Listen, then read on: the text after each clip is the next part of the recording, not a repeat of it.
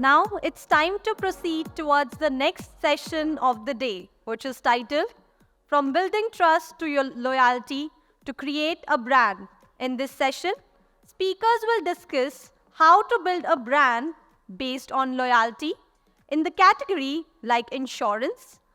We're going to be talking about a topic that I think in some segments you have a lot of it, in some segments you have none of it.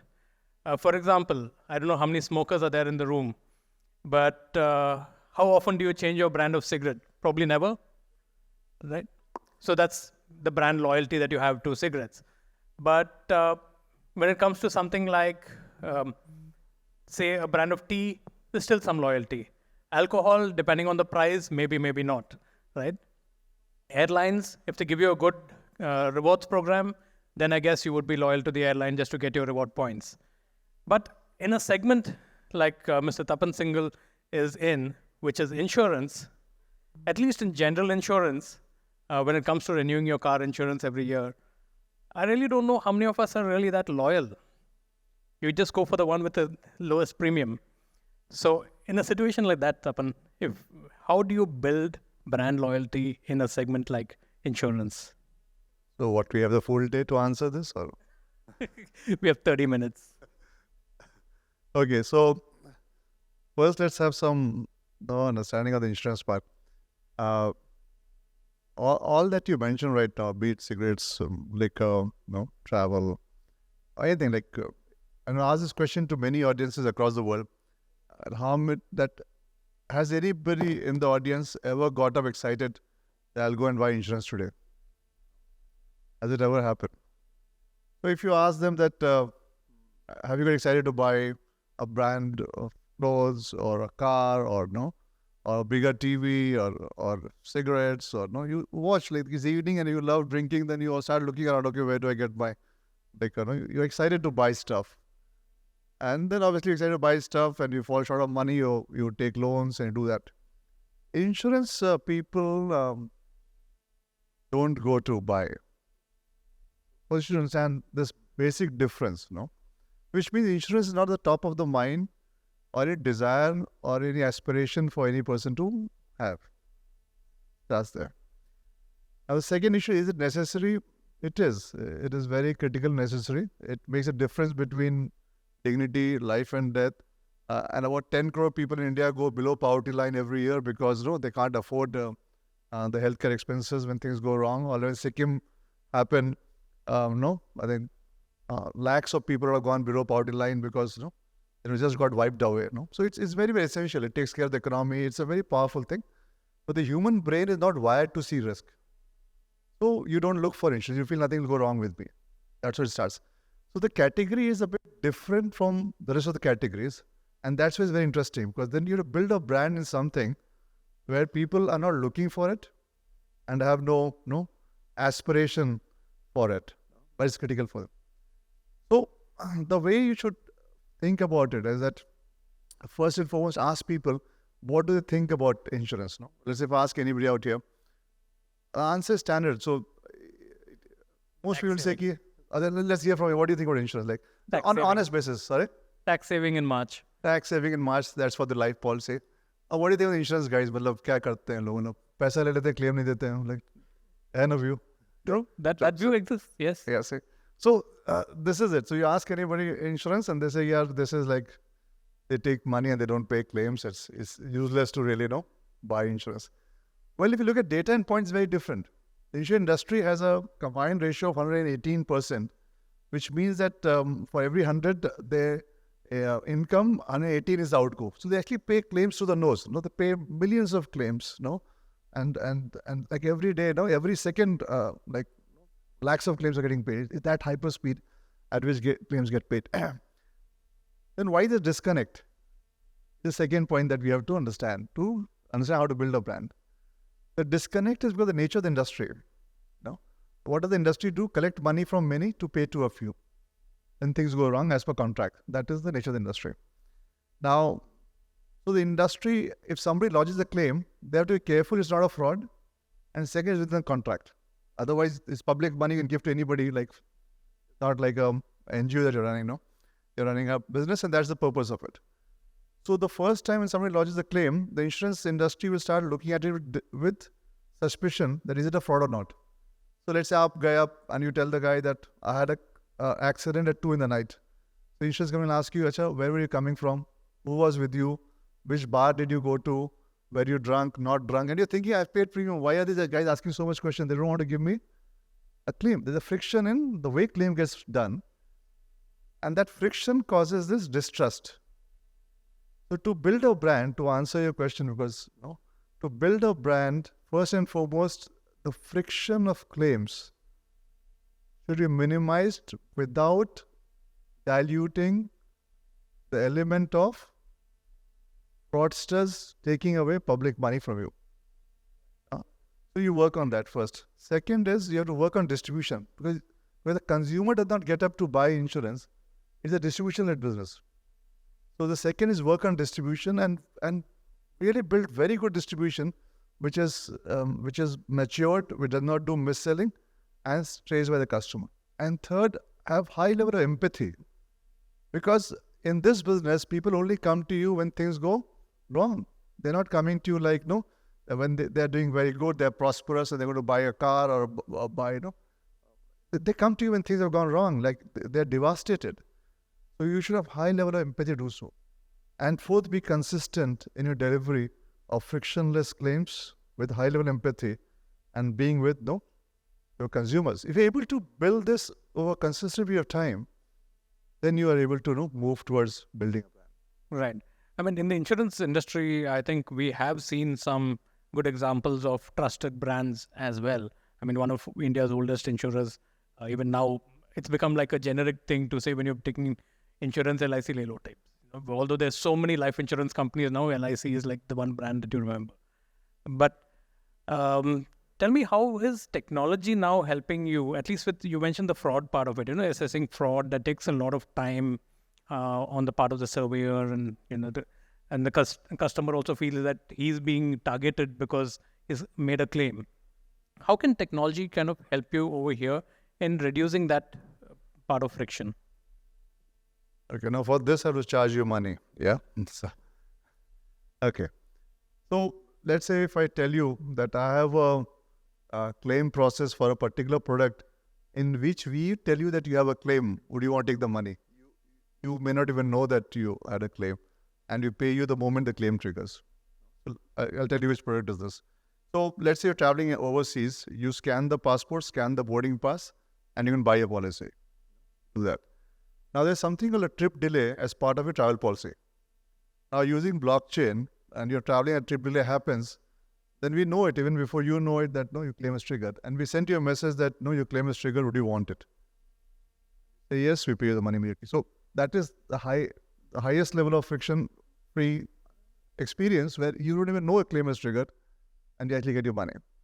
That is one. The second, if you look at automobile, which is the like 35% of industry's business is automobile. If you have a car, and we did this in the year 2013, we're the first in the world to do so. If a car accident happens, 90% of car accidents are not like where you have internal impacts. They would be like bumper, fender, door, these kind of, it will be accident. So we said, why do we actually require to take so much time? Why can't the consumer get down, click pictures, where the mobile had started getting pictures? The tablet was not that good as yet. And see how funny it is. In just about 10 years' time, the world has changed so much that your mobile has become so powerful as a camera. But we said, why can't people just click pictures and upload? And if it uploads, we have already settled so many crores of claims. We get the data from PIN code, put it together, SSA can assess it, and on the spot offer claims. So we actually give you money within 10 minutes of an accident. You upload pictures, documents, and 10 minutes we give you a settlement. Yes, we transfer money to account. Now that is again friction. Now we're taking it to kind of a level in which we try to do it within less than a minute. We're trying to push towards that. What we want to do is that we want to profile the customer, and if it's a clean customer from our perspective, then just pay. One more, we launched a product, I think I remember about 6-7 years back, where we said if your mobile breaks, we'll give you a new mobile. When we filed this product, the regulator asked that you will go bankrupt. Like, this is crazy. Like, people would just come with broken mobiles and you're giving them a new mobile. How do you run a product like that? My answer was that let's first have trust in people. No, why do we always start with the assumption that people will try to defraud you? So initially, my claims did go up. It did cross a touch about 100, and we figured out the fraud areas, and we started eliminating those incidences of fraud, and then it came to a reasonably good level at 65%. So I think you have to keep on pushing the bar, and you have to keep it consistently. If you look at Bajaj Allianz General Insurance Company, we have always won most of the awards for being the best claim paying company, not in India but in Asia also, and consistently for like decades together, Right. with the least of grievances. So it actually happens when you're obsessed with this fact that you make it friction free, have high level empathy, the point I said to you, and build a very good distribution to serve. So I must ask you, how much of AI are you using in this? Because you mentioned, customer taking a picture, merging it with the pin code of that area, how many accidents happen over there, all of that. And all of this can now be kind of taken care of by AI. So I think the beauty is, a lot of us use jargons like AI, ML. They're just tools. So it for me it's natural. Like I don't use it as fancy jargons to be thrown to sound impressive. It's machine learning basically. When you're comparing pictures and offering a settlement that started 10 years back, and you train the machine, it starts picking up. AI goes beyond that. And now you have generative AI, which has come in terms of how do you put random data to it and see how does it make it better. Those processes smart companies would do consistently, I think. But the issue is how do you use the tools to deliver something at hyper speed and to solve what problem is what is more critical, than to just. Now, coming specifically to general insurance in the auto segment, these days, I mean, everyone over here probably has a car, and when it's time to renew your insurance, you start getting calls a month or 2 months in advance from at least 5 different insurance companies, because the rate of churn in this segment is really, really high. And like I mentioned at the beginning, more often than not, you go with the one where you're paying the least premium. So loyalty here is questionable. But I think that's a challenge. How, especially in this segment, how are you looking at building loyalty? No, it's not a challenge. I have over 60% of my customers who remain with me every year. The challenge is not loyalty. The challenge, the customer thinks that he's got the cheapest. Like there's so many people here, and all of them would have automobile insurance. It's mandatory by law. So let's give a sheet of paper to each of them and ask them which is the cheapest auto insurance. If even 2 people get it right, then I just give an award to them. Nobody has any clue. And if I ask you itself, you'll have no clue. And I can bet on it right now. If I ask you this question, tell me the cheapest insurance. And since you said you got bombarded with so many guys, you have a good idea. So if I ask you, tell me which insurance industry and which is the cheapest insurance, I promise you, you will get it wrong right now, 100%. I would know it. Obviously, I'm from the business. I know which is the cheapest insurance and where and what exactly it is. Because say, it's your perception, because you have calls from 5 people, and that's a distribution-led business. That's why I said, you're not doing much. There's a distribution-led business, and the distributor tells you that this is the cheapest, if that's the way he has sold to you. And then he says, this is the price of these 3 companies, because he wants to sell that. And maybe he has got a good commission structure for that, which he pushes that product, and you believe that. Because I have not seen anybody research the way they would research to buy an automobile, or they pay their taxes. They don't research. Whatever is told to you is what you buy. And that's why if you listen to my opening sentence, I said distribution, building a good distribution which sells ethically and does not do mis-selling is critical for building a brand. So the loyalty does not come from the cheapest. It's the distribution which will decide how it goes. So if I look at Bajaj Allianz, I have 14 crore customers, organically built in 23 years' time. One of the largest customer base in India, 14 crores. I don't think, how many, I'm not sure, but LIC would be having, that many customers. So if I have 14 crore customers over time, and I build this brand, I've been lucky to be the founding employee of this company, I built it from scratch. The issue is not the cheapest. Issue is, as I mentioned to you, delivery at the time of claim, having a good distribution network, having a product, like I told you, on the spot settlement, we were the first in the world to do so. 2013 we started, check it out, nobody, now everybody talks about it. Now we have a motor product which says week pay. no question asked. We pay everything, even consumables. Nobody has this product. No, we are the first to start. No pay as you go. So there are a lot of innovations. If you are interested in buying a good product of what exactly you need, want it cheap, then you buy the number of kilometers you're driving. If you're driving less, why do you want to pay for the full year? Not just buy like 100 kilometers for the whole year. It'll be cheap, but you'll have good quality. So that understanding from a consumer perspective is critical, which unfortunately the consumer, like other products, does not do research on. Right. Depends on the distributor. So a good distribution, don't build that up. In fact, I think that was the thing over here. There's no incentive on the consumer side, at least, for him to remain loyal, or at least it's not marketed enough or talked about enough that certain policy or certain company has these kind of incentives for the consumer. Whereas in health or in life, you do have that because you're locked in. I mean, you have a 20-year, 21-year policy. Health, you have the rider that if you continue with the same policy year on year, you get certain benefits. So all those things are there. So in general insurance, You should call me for a class on insurance, I think. Okay, let's talk about life and health now. Now, when I asked you, why do you buy life? You said to save taxes. So you're not actually buying a life product for the purpose it is to be purchased. That is, if something goes wrong with you. You're actually buying it as more an investment product, which has tax benefits. I think that is the way you're looking at. So is it actually insurance that you're looking for? No. Or if you look at, let's say, health, and if I ask you right now, what is the health cover that you have? If you had bought it 10 years back, anyone of you had bought health cover 10 years back, you're actually highly underinsured right now. That cover has lost its relevance from the time you purchased it. So, but you keep on reading the same thing without even thinking, no? And you're thinking, I have a good health cover. The medical inflation is 14 to 15%. You add on to it 10 years time, your cover has lost all its relevance, and whatever you're paying for has no relevance. So the point here is that anything that you buy as a consumer is actually very good for. Let's begin with that. Compared to the premium paid, it's phenomenal, the kind of covers that you get. Just spend 5 minutes thinking about it. So one of my friends asked me, how should I buy, a particular product? I said, first and foremost, ask for everything. Then look at the price. Then say, okay, what is the next one? Then look at what have you let go to get a cheaper price. Put that together. And then see what to decide. It will take you 5 minutes of questioning. If the guy cannot answer you, look for a different distributor. So just don't go blindly and just accept whatever is told to you. Just spend 5 minutes asking some questions, basic questions as a reasonable person, and you'll get the best answer. So that is how you have to look at this. But the problem is, since you bought a policy and health, like you get a pre-existing coverage after a certain time, so a shift is not fair. But on the top of it, you're like, if you enhance the cover, your top-ups and all, which you can buy from a different company. Or let's say Bajaj Allianz, we are among the first to come out with OPD cover and cashless in OPD.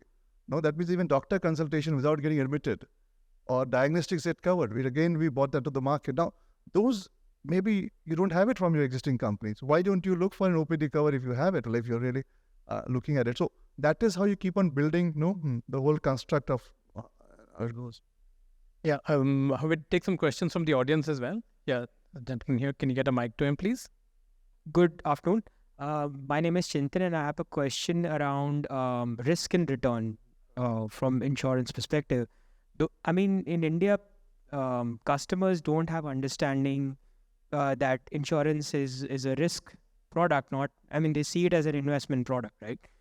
Don't you think it is easier for insurance companies to build loyalty if they start selling insurance as a risk product rather than a return product? Because people they still prefer substandard insurance products like endowment plan and ULIP, as opposed to buying a pure health cover or a pure life cover.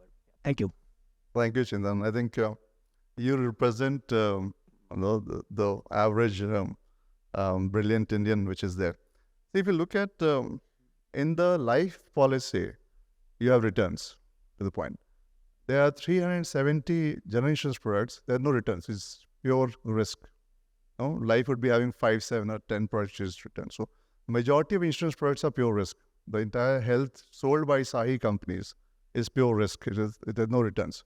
So there's a different question which I get normally. So what question I get is, my friends ask me this question. This is faltu, matlab. No, I've paid premium for 10 years. I have not taken a single money. No, it's kuch milta nahi hai. Because again, the mindset is to think of return aana chahiye. If you pay money, you should get something in return. So one of my friends told me this, actually, let me tell you a real story, and it's actually very interesting. So he told me this, kuch milta nahi hai, Tapan, why should I pay premium? I said, okay, let's forget this. Let's ask a very basic question. All of us sitting here, and we step out, and we are friends. We are very good friends. One of us has an accident, no, in the porch of this hotel. What will the rest of us do? Help that guy, no, or girl. We'll go, and then whatever money we have, we'll chip into. Do our best, get the best doctor, best hospital, chip in to save that person. And would we think about ki kitna paisa laga, main dunga, tum dunga? We'll not think that. He's a friend. We'll go do that. Let me take you back when let's say about 300, 400 years back, there were villages, and in a village, it was a community feeling. Something went wrong in the village, the whole village would chip in. Or let me take you joint families. Now in India, slowly when that is going away. In a joint family, if something went wrong with any member, your chacha, tao, atija, the whole family would chip in. The person would not feel developed. That is what insurance is. It's a bigger village. Millions of people put in money. Somebody has an unfortunate incident, that money goes to help that person get back. When Sikkim happened, then money may have been collected from Gujarat, Karnataka, Delhi. It went into Sikkim to help, rebuild Sikkim, When J&K happened, then money from other parts of the country went to J&K to rebuild J&K. When something happens to one individual, money from... So I told the person, I am over-insured, and I don't want that I get anything from it, because that day would be a very bad day for me. But my money is being used to get somebody back on feet. To me, it gives me a lot of satisfaction. We go and give money at orphanage, we give money at Gurudwara, temples, churches. We are very happy to help people on the street. We give money to beggars because we want to help people. This whole mechanism of insurance is created to help people in need. What are you looking for in return? If you get it in return, which unfortunately may happen someday, and hope it does not, but that is how it's going to work. And that you realize that what your money is being used for. So that is how you look at insurance, to understand more. And from that day till day, he pays me and doesn't ask me any question. It's the way you look at the category. It is not about, how do you think of it? Sorry? It's not about profit. See, that's what I'm saying. It's nothing to do profit. It's about being secure. Right. In US, if you take a health insurance, it costs you 15 lakh rupees. In India, it costs you 15,000 rupees. Well, any one of you who has worked in US, you would have had a home insurance there. Raise your hand if you didn't have one. In India, the same person is there. He doesn't have a home insurance. It's still very, very driven by government regulations. So if you look at in US, you have to have a cover against hurricane floods, and all this stuff. In India, it's not mandatory. In India, automobile is mandatory. That's why you have to have an insurance. So a lot of it, because the risk perception from human brain doesn't work like that. That's how human brain is wired. You have to have government intervention to create the social net. Now you see government having health for all, like Rajasthan, if you look at West Bengal, the health for all. Why is it? It's a big social structure, the big social fabric. Money collected from many goes to help some to put them on their feet. I have a question. Thank you. You did mention that a lot of times it's not the insurance product but the perception of it. You said which is the cheapest, which offers the best, which has a societal advantage. You're contributing to society because you didn't have a claim this year. See, these are very well good points you brought about Mr. Singhel as the CEO of the company. What about the rank and file? My biggest problem, I'm sure many in the audience will share, that the rank and file sales people, the marketing people, don't have the product knowledge or the wherewithal to put forward the case for insurance. See, what actually happens is, so it's a very interesting question again. That's why I mentioned that distribution has to be built. If you heard my sentence again, ethically fair does not do mis-selling. And now if you look at our questions, it again boils down to the same points. To build a brand, that is written. Good companies will build that well with the right kind of training, education, system. And it takes time because unfortunately insurance sales is considered one of the most difficult sales, on this planet. Like any other sales, you have a tangible product. So if I sell you a television, fridge, car, I show you it goes from 0 to 100 in 2 seconds. You buy that. If I show you a liquor, that's how the discussion started. it gives you a high, and you see the taste and you feel it. Insurance, there's nothing. It is just a conversation between you and me, and it's a promise. If something goes wrong, I stand by you. I think that is all. So it requires a lot of empathy, understanding, and understanding customers' need. It's not transactional. If the customer has patience, and you would get a good distributor, 100%, who would actually, have the time. A lot of times customers in a hurry, kuch bhi de do, sasta de do, because he's buying insurance just because it's mandatory to get an insurance. He's not thinking of the consequences of the same. So when he pushes that, the distributors actually get tuned to just selling, sasta yahi hai. That is how the conversation starts happening. Let's redefine your conversation. I promise you that brilliant distributors, like 100. The total distributors in India is about 40 lakhs. It's not a small number. It's 40 lakh people are employed as distributor of the insurance industry. It's a big number. So fundamentally, you'll get very good distributors, but ask the right question to get the right answers. Right. I think Hello. last question, then we're out of time. Yeah. This is Sanjay. Yes, sir. I am from the insurance industry. So my question is all about that a lot of talk is happening from the regulatory side for the cashless claim. It is happy to know that you are settling claim through the just a mobile request on all these things, identifying the fraud, immediate settlement. Those are the things. Devashish Fund, I was also talking about in the fintech event, that immediate payment kind of data. This is one of the things that the good things is happening from your end.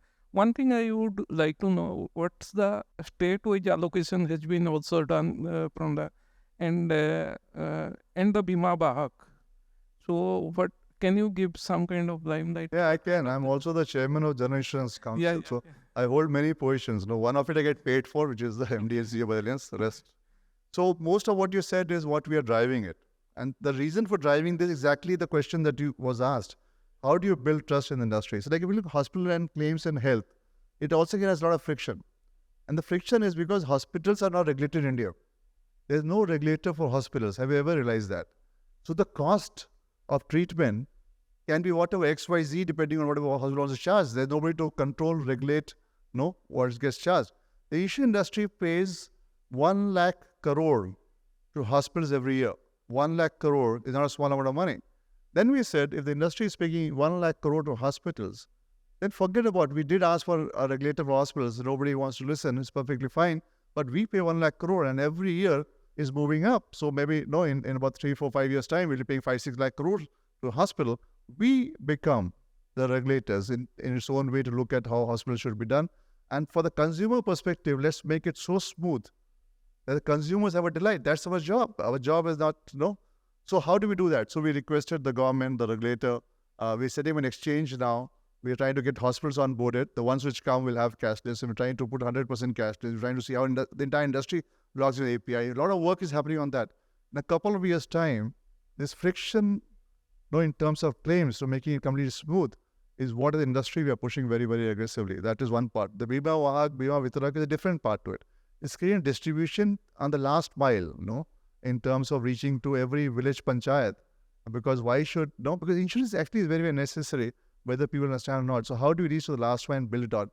So it's a very woman-centric distribution model to be created at the panchayat level, which is where the Bima, Vitrak and all is getting done. So a lot of initiative, a lot of push happening, and God willing, in a couple of years' time, you will see a massive transformation.